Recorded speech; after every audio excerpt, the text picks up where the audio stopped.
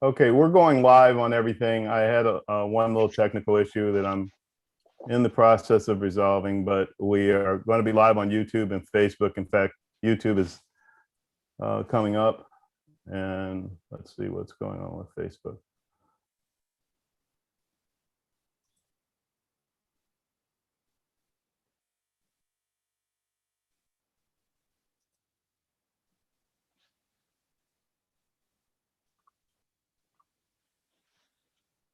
Facebook wants to give me a hard time. Try a reboot here real quick.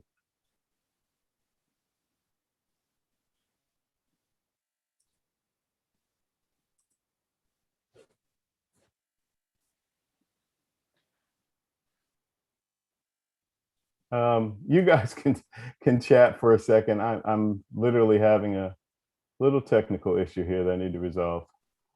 Let's see. Where in New Jersey were you from, Janelle? Gloucester County. It's right outside of Philadelphia. I came from a town called Logan Township. Okay. Which is near Cherry Hill, Camden. There we go. Other places that people normally recognize first.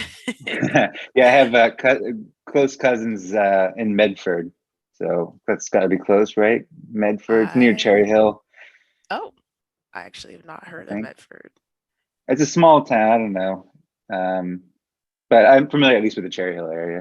Got it. Yeah, Janelle, my sister for years, when she was doing her residency, she's a medical doctor. She lived in Morristown. And oh yeah. And then my daughter's her father's side of the family, they live in Passaic, rough Passaic. Passaic. Where is Passaic? Which part of New Jersey? It's actually just really across the bridge from New York. And I don't know, Ryan, I didn't say it, but I grew up in New York. I grew up in Brooklyn. Oh, and then cool. Spent high school in Cambridge, Mass, because my mom's family's from Cambridge. I spent every summer there and eventually went there for high school and then college. I didn't know Came that. to DC. I love DC. Great. Did that influence you picking MIT? Yeah, actually, I was looking at Harvard or MIT. I also applied to Yale, Princeton, and my safe school was Tufts, but MIT was my first choice. All great choices. Okay, yeah, my sister went to Yale. My sister ended up going to Yale. Okay. Your family's a powerhouse. Sounds good. We are live on all three platforms now, so we can go ahead and get started. A little delay in the start. I apologize to anybody that was tuned in on time. Hi, everybody. I'm Vince Mickens with the Private Air Media Group. Today is another edition. That's actually the 35th edition of our webcast of All Things Aviation and Aerospace. Happy Earth Day, everyone. To my guests and to everybody watching. It's another great day of celebration. This is actually the 51st Earth Day. So I'm going to tell on myself. I think I was a freshman in high school. The first Earth Day, that was on April 22nd in 1970. So I know I don't look it, but yep, it's true. Anyhow, and actually, isn't every day an Earth Day though? Yeah, exactly. Exactly. Every day is an Earth Day. I was going to say, I think that it takes on a more significant meaning too, Dr. Ericsson, in terms of the of people paying more attention and being more interested in what's going on with our climate and our ecology, et cetera, and how it affects our daily lives. And I don't know if you call that more of being more socially conscious or whatever, but I do think it's more in the forefront than it ever has been. And today, speaking of climate and that type of thing, I saw some, I don't know the specifics of it. I didn't have a chance to really pay attention to it because of prep this morning, but that the president has made some announcements about some goals with regard to emissions. I think to reduce emissions by 50% in a relatively short period of time. So sounded familiar because I think that was a goal during Obama's presidency, and then it got kind of kicked to the curb, and now it's back again. So hopefully it'll stick around this time and work. Anyhow, that's it for politics. But I do think this being Earth Day, this is the perfect time to talk with you guys about the significant role that NASA plays in Earth science research using the latest Earth systems technologies. It is truly an honor and privilege to have what I consider a total spectrum of guests, one from one of the leading NASA engineering forces to be reckoned with. I would call you that, Dr. Ericsson, who's been at NASA for nearly 30 years. Also, we have a research scientist who practically grew up in the backyard of NASA Goddard Space Flight Center. And we have a young genius. Yes, I'm going to call you a genius, Janelle, over there on the West Coast. She's shaking her head no. At the NASA Jet Propulsion Laboratory. We'll be excited to hear about what you're doing out there. Now, I know this is a show for young viewers, their parents, and those curious about aviation and aerospace. But you know, after researching these guests, I got to tell you, I have a zillion questions myself for you guys. I'm not going to get them in, of course, but I do, because it's pretty fascinating what you do. Most people don't think of NASA in terms of this type of work. You know, everybody always associates it, rightfully so, with sending astronauts out to space, into the space station, et cetera, and with the goals of going back to the moon and going to Mars. And there's, you know, some people are excited, as I was, about the Perseverance rover. And then as a pilot, I was very excited about the Ingenuity helicopter making its first flight on another planet. That was pretty darn cool. So but it's something that the things that you guys do, you don't hear that much about. So it really is great to have you guys on the show today, particularly Earth Day, to talk about some of what you guys do. So, as I alluded to earlier, joining us today is Dr. Aprille Ericsson with the NASA Goddard Space Flight Center. Dr. Ericsson, who currently is the new business lead for Instrument Systems and Technology Division, is an aerospace engineer, a professor, a technologist, and a program manager. Probably a few other things you can tell us about too. Dr. Ericsson has a degree in aeronautical and astronautical engineering from MIT, as well as receiving her master and PhD in mechanical engineering, aerospace option from Howard University. So Dr. Ericsson, or Dr. E, as we've been told we could call you, as your students call you, welcome to the show. Thank you for having me. And that student, it goes past the collegiate, because I also work with K through 12, running my DMV NSBE Junior chapter. So I have a touch in sort of all phases of education. So I think I have a strong passion for educating our communities and our students. So thank you for having me here today. Absolutely. And a little later in the show, let's talk about NSBE and that chapter and what you guys do. I think it's really good for people to know about that may not be familiar with it. And I know some other people that are involved with that, and it's helped them a lot with their careers. So I'm glad you brought that up. It's also my pleasure to introduce Dr. Ryan Kramer, also with the NASA Goddard Space Flight Center and the University of Maryland, Baltimore. Dr. Kramer is an assistant research scientist at the Joint Center for Earth Systems Technology, and he also works with the Climate and Radiation Lab. I know it sounds like a mouthful, but I'm sure he's going to tell us all about it. And Dr. Kramer, thank you very much for being on the show today. Yeah, really happy to be here. It's always a good chance to kind of inspire the next generation. We're going to need all of you to help us with all the science questions that we want to answer. So happy to share my story and give you at least one avenue for getting to where I'm at.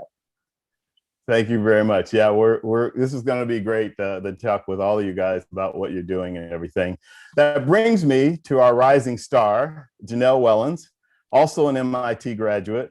And Janelle is a mission and instrument operations systems engineer, another mouthful, for the Instrument Operations Engineering Group. Thank you. So at NASA's Jet Propulsion Laboratory out there in Pasadena, California. And since you chimed in, welcome. Thank you so much for the introduction, Vince. I'm so excited to be able to talk about earth science today because, like you said, sometimes people don't realize how much NASA is really doing and how much we care about our own planet. And it's our home and we should care about it. And how much we care about our pets, our cat, and Oh, and yeah. so Knock and stuff off the you're desk. rocking those headsets. Yeah, I mean, I'm a gamer. I have to represent. So we have a lot of ground to cover. Thanks to you guys being so accomplished and earth science being such an important topic. I'm going to start with you, Dr. Ericsson. I'm sorry, Dr. E. I'm going to make it easy for myself. What were you like as a kid? Were you taking things apart and putting them back together? How did you start out getting into what you do now as a career? So first of all, I was what they typically call a tom girl, meaning that I did things that weren't traditionally what they envisioned for girls. So I played all kinds of sports, very athletic, was great at math and science. I love putting things together. I didn't take them apart until they were broken, and then I might fix something. I like to fix things. And I had two grandfathers who were both practicing engineers. And fortunately to me, they never said, like, a girl can't do this. They were very encouraging. They allowed me to look over their shoulder. They had me up on the scaffold helping to paint the house. My grandfather fed me really well when he had me do that in the mornings. That's always a good incentive. Right. But I had one grandfather who was a tinkerer, and, he worked as the chief engineer for the Sheraton Hotel. This is the Commander Hotel in Harvard Square. Very well into I believe he was almost 70 when he was, when he finally relinquished that job. But he would take me down in the basement and said, you could find anything you need here. I think he was feeling the push of the new big era of big stores, hardware stores, but he said, you could find everything here. And so he always taught me how to sort of work with my hands and put things together. But I really had that knack for it, working on my bike, or, first time anything came in the house, I wanted to be the one to put it together. So I really appreciated that. And then I had my other grandfather was big on scouting. And so I was a Girl Scout, but he actually did a lot of scouting exercises, and he helped me win my first big science fair. I wanted was second place, but it was my first instrument. And so that instrument only cost us maybe $1.50 to make. It was a glass milk bottle barometer. And oh, wow. Yeah. So you imagine, cool. And I could talk all about the science and how it was important to us as citizens. And I think that's really why I won second place. First place was a hovercraft, and who could compete against a hovercraft? It was a kit. Yeah, really. Who had the money to put one together? Well, that's the other thing. The kid that had it, they were affluent family, whereas my family was not as affluent. But the thing was that I really understood the impact and the role that what we needed in science. And so fast forward to my last instrument, which was $500 million. I think I really grew up, but it was always interesting to see how that came full circle. And I ended up doing instrument management later in my career. Yeah. So when you were doing all of this, when did you know that you were going to, or when was NASA on the radar? Was that during high school or not till college, or? So I grew up with NASA, right? First grade, I actually got to see men go to the moon because a parent actually brought a TV to school. So all of us little first graders kind of crowded around the TV, and we actually got to see them go to the moon, which I thought that's pretty cool. But I remember us saying how we thought those guys were so old. Hey, we were first graders, so we were like 6 years old. Right. And so people in their 30s really seemed old to us. And I remember calculating, what year that would be when I would be their age, and, sort of put that seed in my mind. But I must say that as time passed, there were lots of other things that I thought I would do. And funny thing is, I've kind of done quite a number of them. I was very athletic, so I've coached teams. I also, love to teach. I was always the teacher's helper. I was a really smart kid. So particularly when we had students that came in with second languages, their first language being, something other than English, I would help. And Oh, that's nice. yeah, I was just that aspiring kid and I loved math and science. I was just great at it. So that theme kind of wove through my life. But I was very fortunate. My mom was sort of adamant about trying other things. So I was very well rounded. And I think that's really important. Sure. Thank you for sharing that with us. Dr. Kramer, you were fascinated by weather as a kid. So that was the beginning for you. How did that all come about? Yeah, so I'm sure it would be interesting to talk to an anthropologist one day and get their thoughts on this, but most meteorologists found a fascination with weather when they were really young. If you get a chance to ever ask your local weather person, they'll probably tell you the same thing. And so for some people, it was a specific storm that sparked it. And I can't trace it back exactly, but it was around the time of the blizzard of 1996 in the Washington, D.C. area, which was a big blizzard where I really became interested in weather. I would have been around 5 years old at the time. And that just kind of carried through my childhood. I wouldn't say I was ever obsessed with science or tinker or anything like that, but I was always watching the Weather Channel, or I was sitting outside during a rainstorm. So the weather was always sort of a constant in my life, and it dictated. I knew from very early on that I wanted to pursue it as a career, and that's what led me to my college degrees, and step by step led me to doing climate science at NASA. When did you make that shift to wanting to do the more scientific aspect of it in terms of being a scientist and doing research and that type of thing, rather than being a meteorologist on a TV station? Yeah, so that didn't really happen until college. I went to Penn State University for my meteorology degree, which is a really big program, which has the advantage of you can kind of try everything. So I tried TV. We had like a little studio in our department, and I enjoyed it, but didn't love it. You realize how difficult it is to use a green screen, for example. And it's also, you have to really be passionate about TV, because to start out, you're making no money. You may not be in the most desirable of locations. Right. And so if you don't have that passion immediately for TV, there's other good options out there in terms of meteorology. So eventually I wanted to become a forecaster. This is probably by my end of my freshman year. In terms of as a meteorologist? As a meteorologist. And there's a bit of a distinction. People may not realize that your TV weather person does their own forecast. They forecast the weather, but they also, as a big resource, they use forecasts from the government, the National Weather Service. Right. And so that's a career path in itself, to become just a pure, what we call operational forecaster for the government or for a private corporation. And so I kind of dabbled in that for a little bit during my undergraduate career, and enjoyed it as well, but didn't really find I was extremely passionate about it. And eventually just landed on research. I applied for internships, I believe it was my sophomore year, TV internship, pure forecasting internship, and a research internship at NASA Goddard. And that's the one I got. And the rest is history. Exactly. And also, we can always blame the weatherman now. I know just to blame them directly. They're the ones that made the forecast and messed it up. Okay. Thank you for sharing that. That's right. No, Janelle, I'm going to have a little fun with you so Janelle, your background is pretty interesting. You are originally from Jersey. I'll let you tell us about that. But what got my attention, I was looking at your list of hobbies, and you got this, you like to travel, you like the outdoors, you like scuba diving, and apparently you're really big on playing video games. And then I saw this other hobby. And I'm embarrassed to say that I had to look it up because I just didn't recognize it. I know where this is going.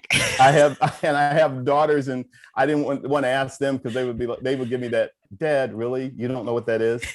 But is it called cosplaying? Cosplaying, yes. Yeah. Yeah. So what is this cosplaying stuff? Let me let you describe it. I could go by the definition that I read on the computer, but Sure. I'm really a newbie in that space. I got into watching anime when I was in college, really. I grew up watching things like Dragon Ball, Naruto, but then I didn't realize that there's tons of anime shows that you can watch. And so I watched them. And when I moved out to LA, I learned about all the different conventions. There's conventions for just about anything in LA. There's like a cookie convention. I mean, seriously, you'll never get bored. And when I saw that there were anime conventions, I kind of researched it a bit and saw that people would dress up as the characters that they watched.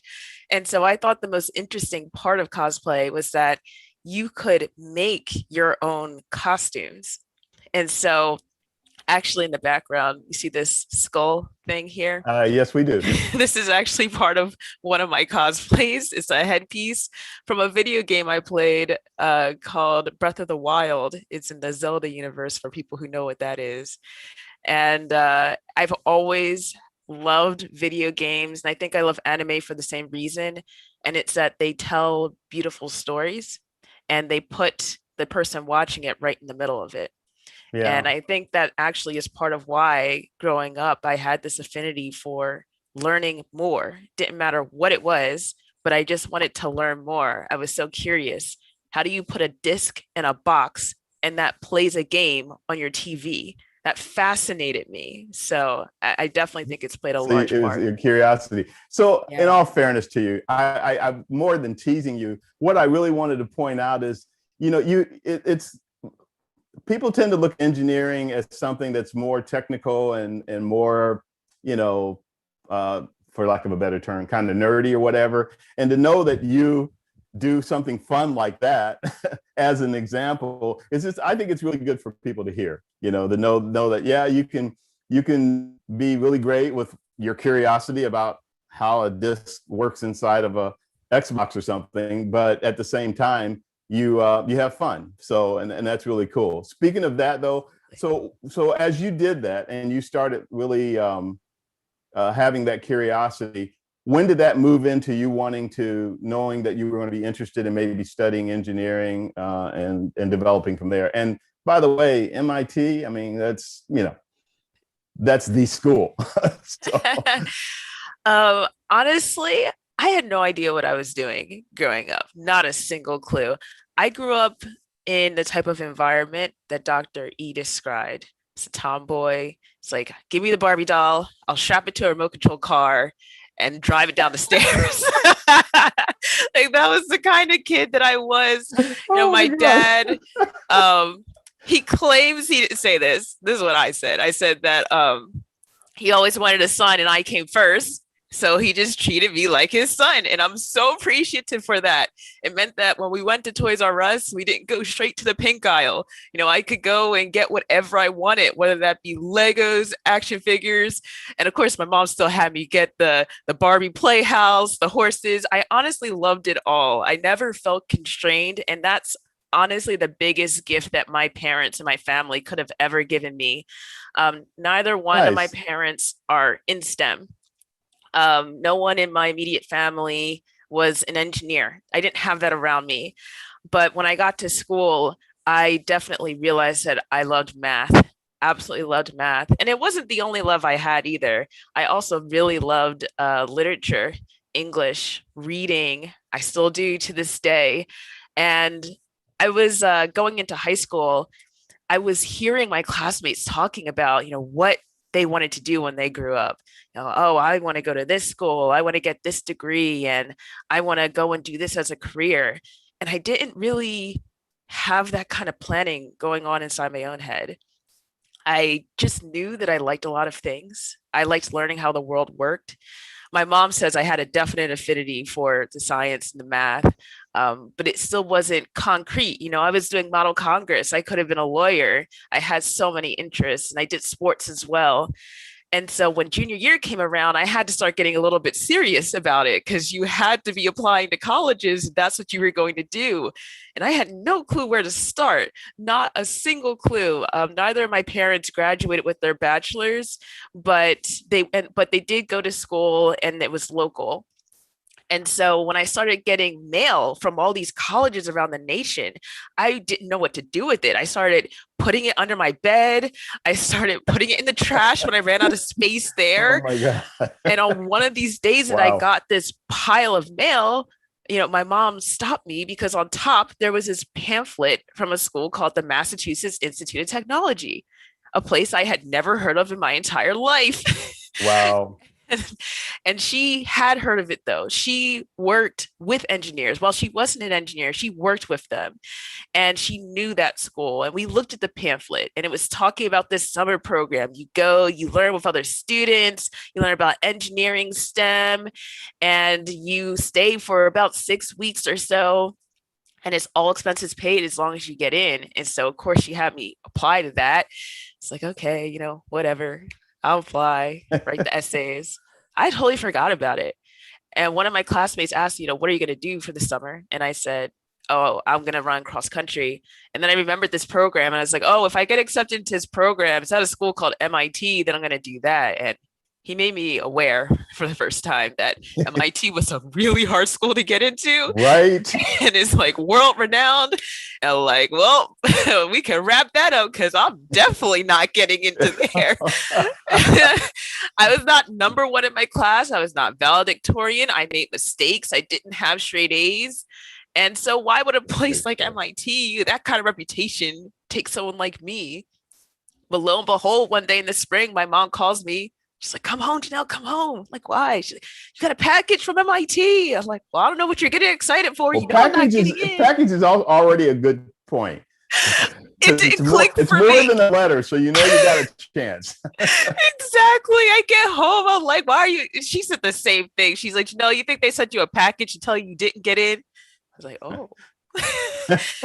So, I opened it up and the rest is really history. Wow. It went from what not great being a place. Story. Yeah. What a great story. So many, I hope not only our viewers, but when the show gets passed around to other people and they pull it up, they hear your story. That is a fantastic story, because so many people, the assumption is that you were on track to go to a school like MIT and you were the top of your class and all of the above. And that's just a fantastic story. So yeah, very cool. Okay, we're going to get down to some brass tacks here a little bit and get into a little bit more specifics about, take sort of a deep dive into what you guys do and the opportunities that are available to the up and coming generation of young aerospace professionals. And I'll start with you, Dr. E. Can you tell us a little bit more about the Earth systems technology as it relates to Earth science? And first, actually tell us, what you do and things like that. Okay, so NASA Goddard Space Flight Center actually supports 4 different science areas. It's Earth science, heliophysics, planetary science, and I'm missing one. What am I missing? Oh, astrophysics. And so I actually support all of those science areas as well as cross-cutting technology. So we have, and then we do also communications. So that's really big aspects to sort of what we do in terms of creating space flight hardware that support those goals and those capabilities. So Earth Science is one of our premier ones. We do also partner with JPL. And we have a very large group of, I would say, Earth Science modelers at our Goddard Space Flight Institute of Space and Studies. Let me see. Yes. Institute for Space Studies. And so they actually do a lot of Earth science modeling. And then, of course, we get a lot of our directed Earth science sort of from the engineering perspective, the requirements that flow down from headquarters. And they look at the decadal surveys that are done, every 10 years. There are different science focuses for the decadal surveys. And so that's really sort of how it flows down. So scientists across the country participate in the decadal studies. The requirements for those missions are sort of derived from the focus of those missions. And then myself as an engineer become the implementer along the side, beside the scientists like Ryan. Ryan is a perfect example of somebody who I would partner with. I noticed that he has UMBC, so he's partly working, I guess, with UMBC and Goddard. So I'm actually working on a proposal right now that's going to be submitted tomorrow to do that kind of partnership and work together, focusing on capabilities that would improve upon our ability to make measurements, earth science. One of the largest missions, there are actually several that come to mind of the work that I've done. I did attitude control systems first before I became a manager. And so I helped to control spacecraft's motion and position in space. And one of the first missions that I worked on was called the Tropical Rainfall Measuring Mission. And there we wanted to really look at the rainfall. It was actually our first US space-borne radar system. So it was actually very impactful. We worked with Japan on that mission, and it was actually so it's something you put in orbit and then sends a radar orbit back to Earth, and you read that. Yes. So I guess I should break it down more, huh? Yeah, just for lay terms, for everybody that's not necessarily in the industry yet. Right. And so radar, we actually use radar quite a bit on the ground. Like when you think about when your family member is driving and they get a ticket for speeding, they use a radar system to be able to tell the speed as to how someone is moving. But in many other applications from the sky, we use the radar to look at topography, as well as, in this case, I've mentioned rain. We look at cloud formation, ice, and ice cloud formation and other things. So it's a very prominent way to make measurements in earth science. The other area that I've done measurements for earth science is in the instrumentation is called a Lidar, or laser altimetry, where you use a laser beam to focus down to the surface, and then quickly you'd have that beam rebound into a detector system. That detector system looks at the time that the beam was sent down, and so you measure the distance very accurately by knowing the time. Again, that also allows us to measure topography, but in the particular one that I'm thinking of, ISAT, which is the Atlas instrument on the ISAT-2 mission. I also worked on ISAT-1, but ISAT-2 was a movement from one consecutive beam to 6 beams, which helped you to look at sort of when you might, if you imagine you're on an ice sheet and there may be a deep crevice. Well, you can tell better with these 2 pairs of 3 whether or not it's actually a hill, a slope, or a crevice, because you've got multiple beam patterns in a very small, tight area. Sure. So we're able to measure missions that went to the moon, like Lola, which is on the Lunar Reconnaissance orbit, down to 3 centimeters in resolution. And so the better we get with resolving these surfaces, we're able to look at the changes in our ice sheets, which of course is part of the global warming issues that we have around our world. Yeah, Dr. E, one of the things I like to point out too is that you guys work in pretty large teams. You have a lot of different areas of expertise or disciplines that are involved with each project. And some of those people there are at Goddard, and well, you can tell them. So the teams are growing. I mentioned that we often work with not just our science teams on the center, but we also work with other centers. So JPL is one of our partners, Langley Research Center, but then we also work with universities, quite a number of universities. And then lastly is not to forget the industry partner. So more and more we push to the industry partner to actually create the spacecraft buses, which are the things that get us there, keep us in location position, provide the power that's necessary to run either the spacecraft itself or the actual instrumentation. And then you need the comm, of course, to be able to communicate back to the ground and send the data back down to the ground. And I think Ryan will probably be able to talk quite a bit about how he takes that data and creates models. But we also have our engineers that support the development of what we call a delivery of data products.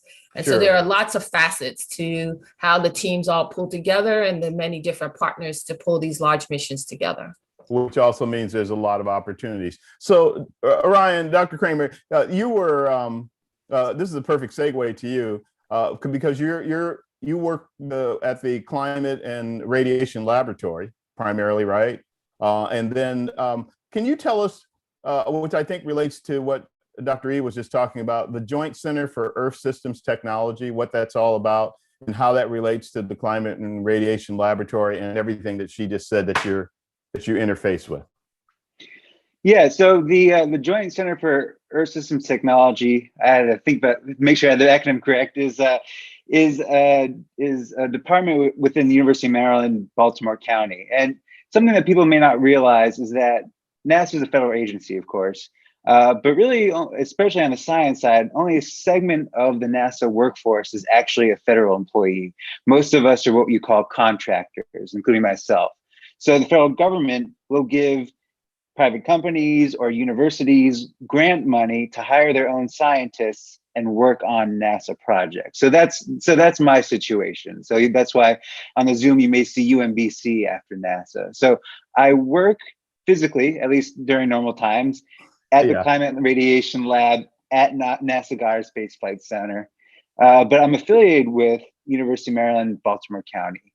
And my lab at NASA has a special agreement, a cooperative agreement, I think it's officially called, with UMBC to do science for NASA. And so there's a decent sized chunk of our lab are UMBC employees. And that's my situation. So I work just as a federal NASA scientist employee would, working on the same type of problems and using the same source of grant funding. In lay terms, can you tell us what those example of the kind of problems you work on and how that correlates with the systems technology? Absolutely. Yeah, so my research is focused in a way sort of on pure climate science. I'm trying to understand how climate change today, what it means for climate change tomorrow. We're going to see, as we continue to increase greenhouse gas emissions, continued warming, and with that, changes in clouds, changes in water vapor, and NASA satellites measure all these things. And so it's my job to use the satellite data from the satellites built by the engineering side to really understand these processes and find new and interesting ways of taking the satellite data to understand our planet better. And I think one important part of the job is really digging into what kind of information we can get from these satellites. A lot of our biggest advancements in science come from using satellites for reasons that don't exactly match their initial intention. Oh, wow. And so there's this constant feedback between the scientists doing work and that informing the engineering that goes on to develop the next generation of satellites.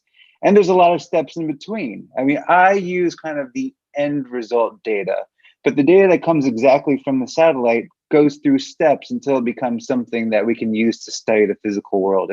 And my science influences all those steps along the way, and all those steps along the way influence my science.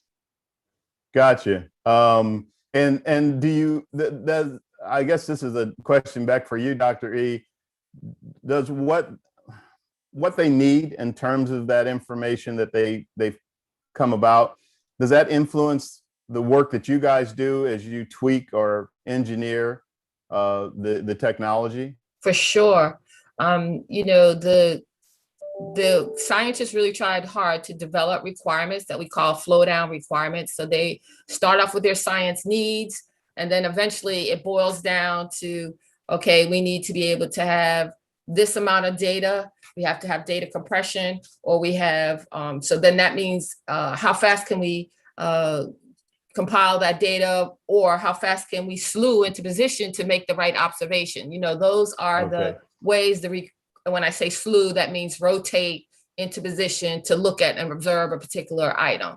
And so all this is the case for all of our science missions. We always have this very close partnership between engineering and science to make sure that we can meet the science capabilities. And of course, there are times when it becomes really tough and we find that the technology is not capable. So then we have to go back to the science teams and sort of work with them to say, okay, what is your threshold? What is your goal? What's the minimum, to kind of do these trades so that we can actually deliver them something that provides the capabilities that they need for the mission.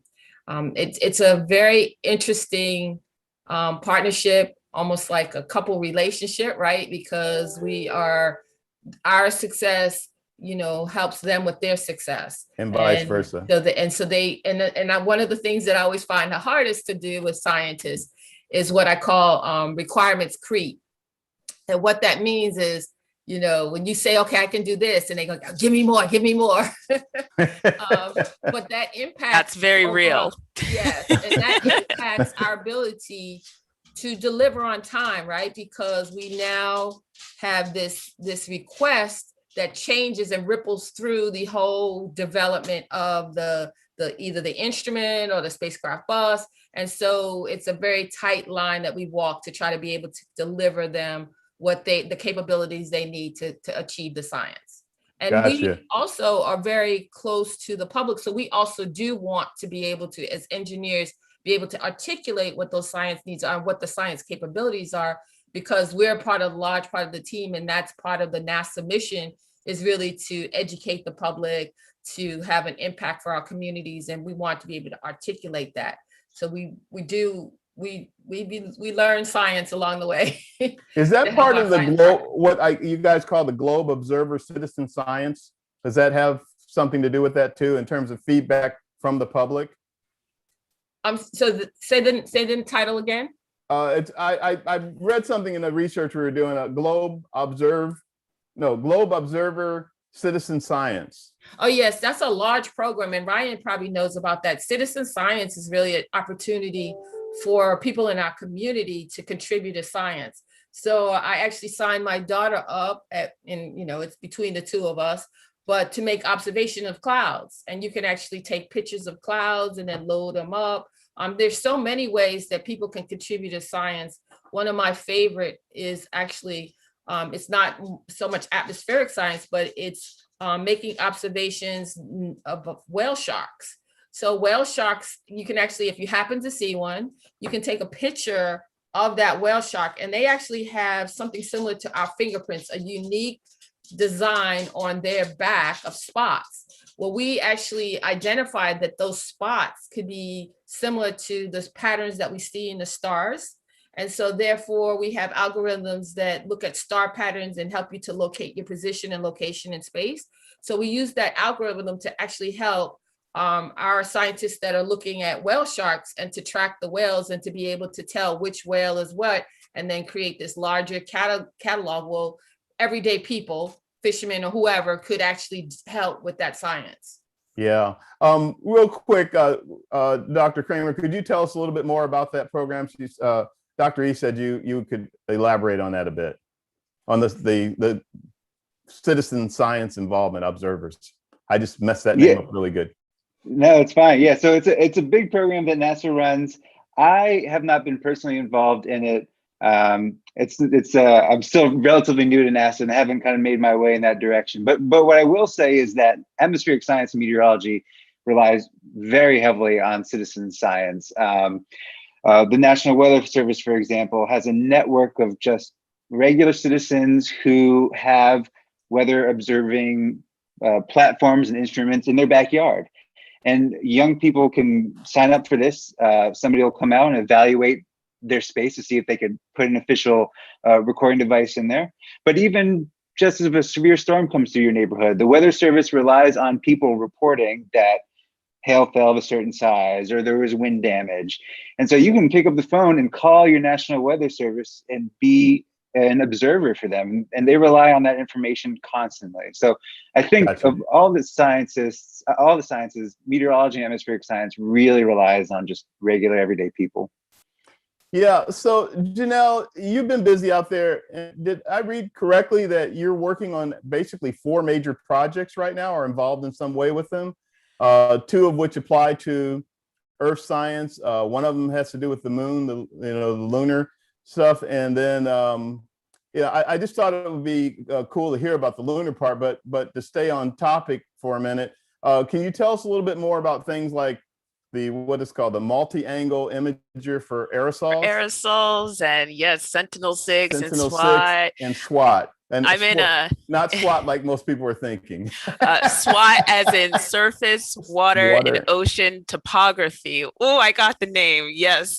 Yes, I'm impressed. Better you than me. Yes. So I'm actually in a transition period right now. So I'm going to be rolling off the Lunar Reconnaissance Orbiter and becoming half of my time is going to be spent on Sentinel-6 and SWAT. And then I also have the multi-angle imager for Aerosols. So I'm going to be all in on Earth. So can you give us the quick overview of each of those areas in terms of what they do? Speaking of SWAT and the other ones. Sure. So I'll start with the multi-angle imager for Aerosols. Yes. Now, this is a mission that I've been a part of for about 3 years now when it was really just starting. And it's one of my favorite missions ever because it's very unique in that it's bringing epidemiologists or scientists who study disease and health issues in people together with the engineering and scientists at JPL who are going to be building this instrument in order to do a health study, a global health study. And so this instrument is going to be measuring pollution in cities around the world. Wow. And my role on that is to operate it once it gets into space, send it the commands, plan out what our commands are going to look like for the week, and talk to the scientists to understand what they want so that we can accommodate that in space and make sure everything is working. Everything stays safe and healthy, we say. We personify the instruments in the spacecraft that we operate because we're very close to them. You had mentioned something about, silence your devices, unless you might get a call. Well, right now I might get a call for some of the missions that I'm currently working on that are in space. And this leads into Sentinel-6, which launched last November.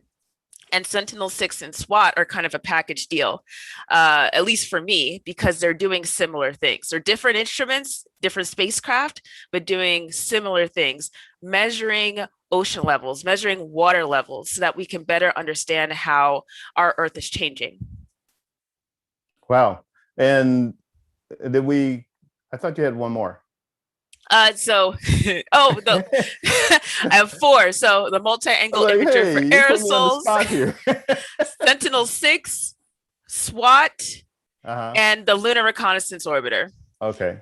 And on the Lunar Reconnaissance Orbiter, I'll mention it briefly. I operate the Diviner instrument, which is a radiometer. Basically, it's helping to make a thermal map of the surface of the moon, which I think is really cool. It's literally orbiting around the moon? Right now. Yes, okay. It's currently, so 2 of my projects are currently in space. Sentinel-6, observing the Earth, and the Lunar Reconnaissance Orbiter. The other 2 are being developed right now.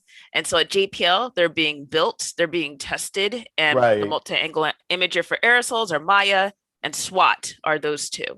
Right, gotcha. And when something's, this is a quick technical question, when something's orbiting around the moon, because of the gravitational pull there is different, that's a unique orbit, right? Yeah, I mean, I'm not on the navigation team, and the spacecraft team is actually run out of Goddard.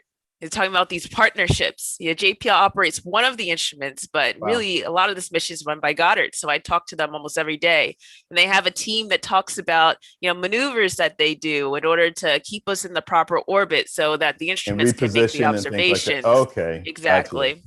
Okay, well, that's good. I'm glad I asked because there's another opportunity for folks. So yeah. So I wanted to spend the last 10 or 15 minutes with you guys talking about specifically that from each of you to hear.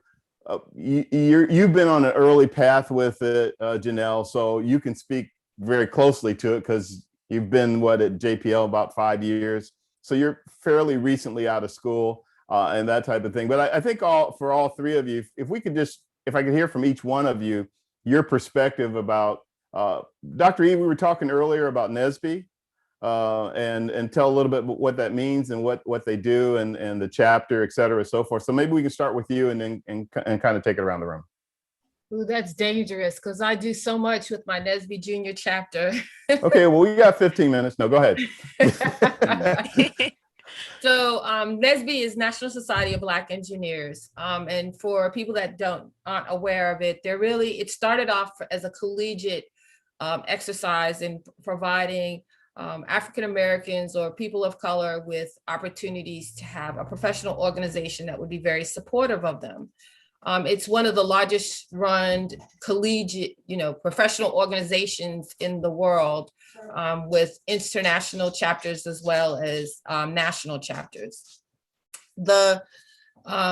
Typically, there's a huge convention, which would have just occurred 2 weeks ago. And it typically happens the last week of April, and they're in different locations. So we've even started to take it from nationally to international. We did Canada one year. I really find that when people arrive at the national convention, that's when they're wild, because it's grown to about 15,000 people. Wow. And, actively attending the conference. And so it's wonderful to see so many different people of color, more brown skin than normal, to be in a technical environment presenting educational opportunities as well as professional. And so from when you move from the collegiate, and the fact that these collegiate chapters occur, very similar to, which remind me of like Tau Beta Pi, which is the Honorary Engineering Society, or SWE, Society of Women Engineers, or maybe some of the other professional organizations. The chapters, though, have this mantra to really support our communities and to promote education. Matter of fact, Ariel, come here real quick. Hurry up, quickly. Come quickly. We got the world waiting. Come on down, because for her to see. Say the mission statement. The NSBE mission statement is to increase the number of culturally responsible Black engineers who excel academically, succeed professionally, and positively impact the community. Great job. Thank you. So we know what you're going to be doing. Yeah, so Ariel's not, she does engineering and STEM. So we do a wide variety of STEM. No kidding, Mom. But she wants to do medicine. So she, she's really kind of spreading her wings and doing a lot of things. But she is the co-captain for one of our robotics teams. And we're actually, as of this, that's exciting. 2 weeks ago, we won the national championship for. Wow, congratulations. Yeah, first that's robotics. Awesome. It's for NSBE Nationals. So it's a smaller venue than the large first robotics, but they did make it to states this year. And then that actually primed them up well to compete very, very well at the NSBE Nationals. So we do robotics, we do VEX first. Lego, and we have teams that start from kindergarten on up through our high school teams. We also had 3 teams compete last year that were going to go to nationals for VEX. Then we have Math Counts, and we won the Math Counts video challenge this year for NSBE, but we actually came in second place nationally last year. So our video is a math-based video, but our kids solved the problem COVID, and it's an aerospace related video. So we have sheroes and heroes from history, Black sheroes and heroes from history that helped to get the cure back from a Artemis-like space station. Yeah. So listen, I don't mean to cut you, but I do want to be able to get Dr. Ryan and Janelle in, but I did want to ask you before I go to them, just share your perspective. So your daughter is lucky because she has you that knows what you know, but share your perspective on the importance of networking and being involved in organizations like NSBE and some of the other organizations you named, and projects like the robotics, et cetera, and so forth. Yeah, so the robotics is a big one, but we also partner with our chapter. This is how important the partnerships span. Because we also offer Mandarin and Spanish. And so we partner with DCPS students and schools to do that. We also have a huge partnership with Blacks at Microsoft. So we have a Microsoft partnership where we have a code academy. And so it's 3 years of that. And now it's being replicated across the country based on what we started our chapter. Coding is the basic of so much science and technology that we instantly can weave it into our robotics, and our kids are exposed to this starting as young as 5 years old. And so it's in a great way, in a safe environment for students of color to learn about STEM. And so that's primarily what we're promoting with the NSBE Junior chapter. Our volunteers, though, come largely from the collegiate. So we have students from Howard University. We have George Mason and we have GW, George Washington University, and we have students from UDC that all volunteer to help with our students in some of the challenges that we mentioned. I also have aerospace competition and future city competition. And so we had, prior to COVID, we had 70 competition teams that were done with volunteers supporting us, and even some from our NASA facilities. So what you're really saying is we could just do a show on just this easily. We could, but I'm saying that it takes a lot. So I actually have partnerships with our own NSBE Junior chapter from Goddard. We have the Fire chapter, and so they partner with us on 1080. So it takes a community. We say it takes a village, yes, right, to educate our children, and that's primarily what NSBE Junior is about. Gotcha. Thank you, Dr. Kramer. What's your take on networking and getting involved and things like that? Are your advice to young people wanting to get into what you do or what any of you do that are on the show today?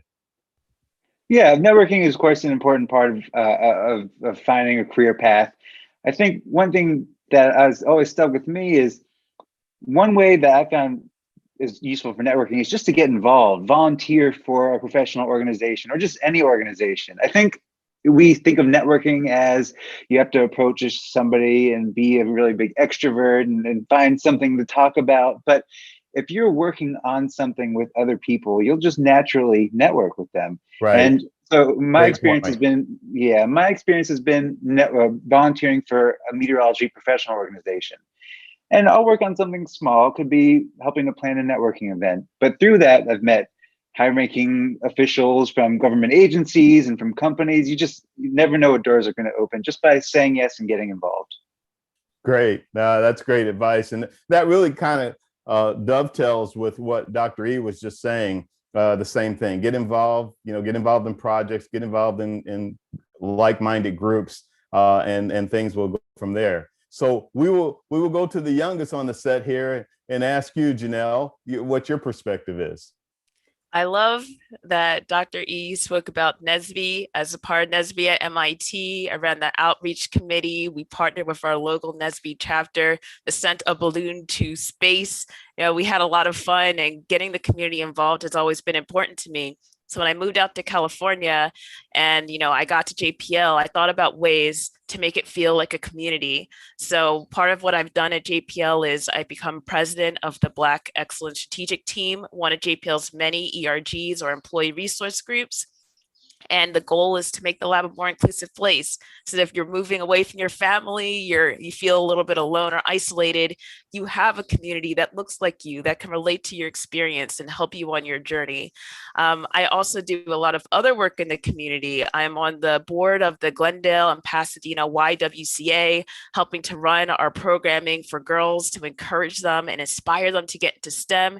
Because I feel like, for someone like me to make it to NASA, the stars, all of them had to align, all of them aligned. It started with a pamphlet, and I wanted to be easier than that for the future generation.